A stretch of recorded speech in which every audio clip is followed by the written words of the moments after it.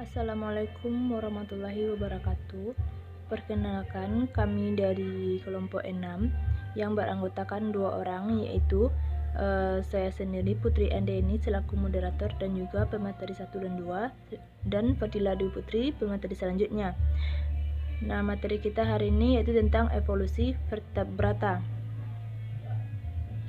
Yang pertama ada Pisces, yang mana Pisces ini merupakan hewan akuatik yang berdarah dingin atau poikilotrem dan bernafas dengan insang, yang mana insangnya ini dilindungi oleh tutup bernama operculum. Pada beberapa jenis ikan, rongga insangnya meluas membentuk lipatan tidak teratur yang disebut labirin, yang berguna untuk menyimpan udara sehingga ikan tersebut dapat hidup di lingkungan yang kurang oksigen. Tubuh ikan ditutupi sisik yang sekaligus berfungsi sebagai rangka luar atau exoskeleton dengan berbagai tipe sisik, yaitu plakoid, sikloid, stenoid, dan ganoid. Sisik tersebut licin dan berlendir sehingga dapat mempermudah ketika bergerak di dalam air. Kemudian, kelas Pisces ini terbagi menjadi 3 subkelas, yaitu ikan tak berahang atau kelas Agnatha, yang mana vertebrata pertama yang ditemukan sebagai fosil adalah ikan tak berahang atau Ostracodermi. Beberapa terdapat dalam batu-batuan Ordovicium, meskipun pada zaman Silur mereka terdapat dalam jumlah lebih banyak, yaitu ikan pipi, yaitu sampai 15-30 cm. Hidup dengan menghisap zat-zat organik dari dasar sungai. Pertukaran gas terjadi pada pasangan-pasangan insang interna dengan tiap insang ditunjang satu lengkung tulang. Air masuk melalui mulut, melalui insang dan keluar melalui serangkaian kantung insang yang bermuara di permukaan. Tidak memiliki sirip dan ikan tersebut bergerak dengan gerakan undulasi. Satu-satunya ikan tak berahang yang sekarang masih hidup adalah lamprey dan ikan hake atau hagfish. Hewan-hewan ini masih merupakan ikan primitif. Di samping itu memiliki rahang dan tidak memiliki sirip berpasangan. Kemudian yang kedua ada Placodermi, yang mana Placodermi ini berbeda dengan moyang Agnathanya dalam 2 hal yang mendasar, yaitu mempunyai rahang dan sirip yang berpasangan. Yang pertama membantu dalam memangsa hewan yang lebih kecil secara aktif. Kedua membantu lokomasi dengan menstabilkan ikan tersebut di dalam air. Kemudian catatan fosil menggambarkan adanya radiasi adaptif yang ekstensif dari ikan ini pada zaman Devon.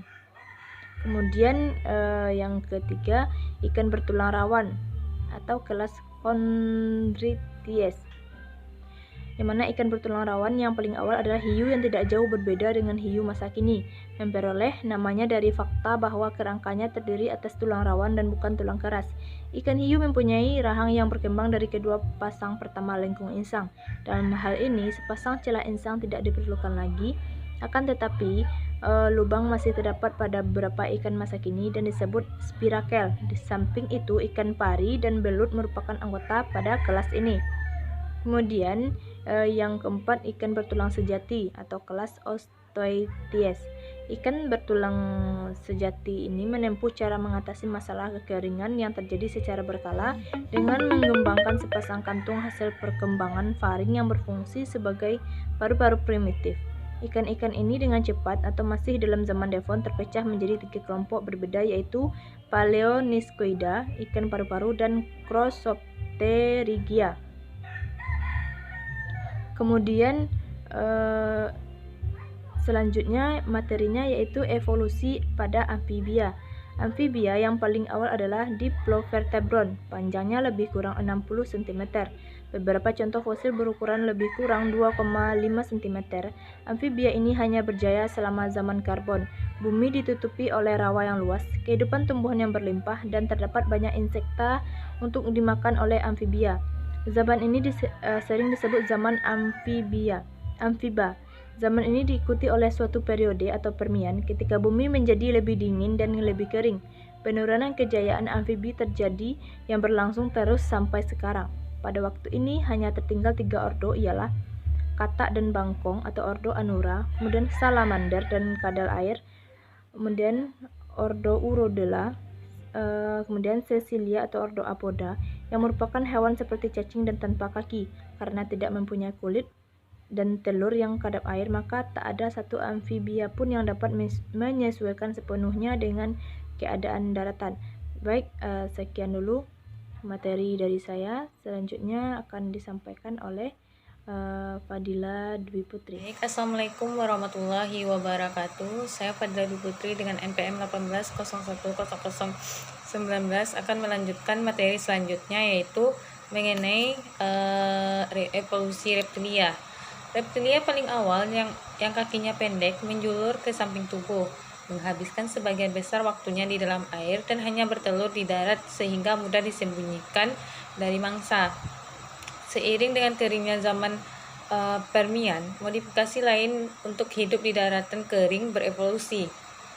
Perkembangan kulit kering memungkinkan mereka untuk meninggalkan air dengan aman, tetapi kulit kering tidak dapat digunakan untuk respirasi. Penyempurnaan paru-paru digunakan untuk dikembangkan dengan pembesaran rongga rusuk. Seikat ventrikel mengurangi percampuran darah yang mengandung oksigen dengan darah yang kurang oksigen, sehingga memungkinkan efisiensi peredaran darah.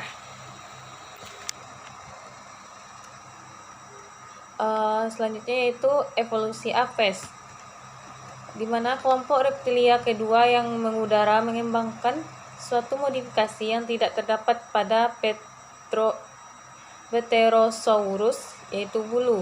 Pertumbuhan bulu ini memberikan permukaan bagi sayap yang luas, ringan, tetap kuat.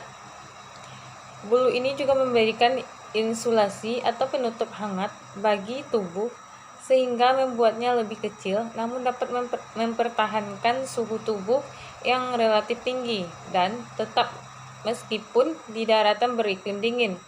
Bulu menjadi penciri utama munculnya burung pertama. Fosil Archaeopteryx dalam zaman batuan zaman Jura merupakan salah satu contoh yang terbaik dari mata rantai yang hilang. Hewan ini mempunyai bulu, dengan demikian kita menyebutnya burung. Tetapi hubungannya dengan reptilia jelas. Sayap yang agak rudimenter mempunyai cakar, dalam mulut terdapat gigi dan mempunyai ekor yang panjang. Ciri-ciri reptilia ini ditemui lagi pada burung-burung yang masih hidup, meskipun hewan ini pada akhir zaman Mesozoikum sudah mantap, tetapi pada zaman Cenozoikum, burung-burung ini mengalami radiasi adaptif yang sangat luas. Jumlah spesies yang besar dan distribusi yang luas membuktikan keberhasilan mereka. Selanjutnya yaitu evolusi mamalia. Mamalia pertama timbul pada akhir zaman Trias dari moyang Therapsida. Mereka merupakan hewan kecil yang sangat aktif, yang makanannya terutama terdiri atas insekta. Kemampuan yang aktif ini berhubungan dengan kemampuannya untuk memelihara suhu tubuh yang tetap atau homeotermi.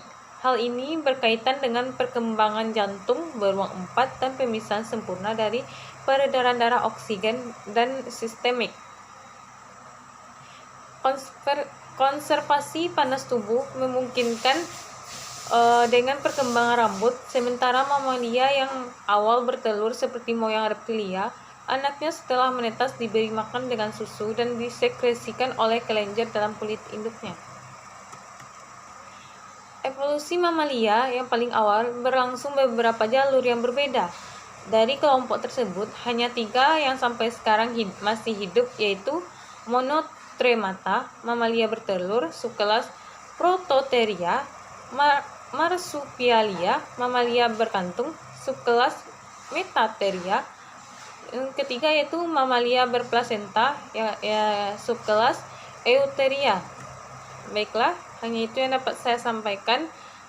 Saya akhiri dengan wabillahi taufiq wal hidayah. Wassalamualaikum warahmatullahi wabarakatuh.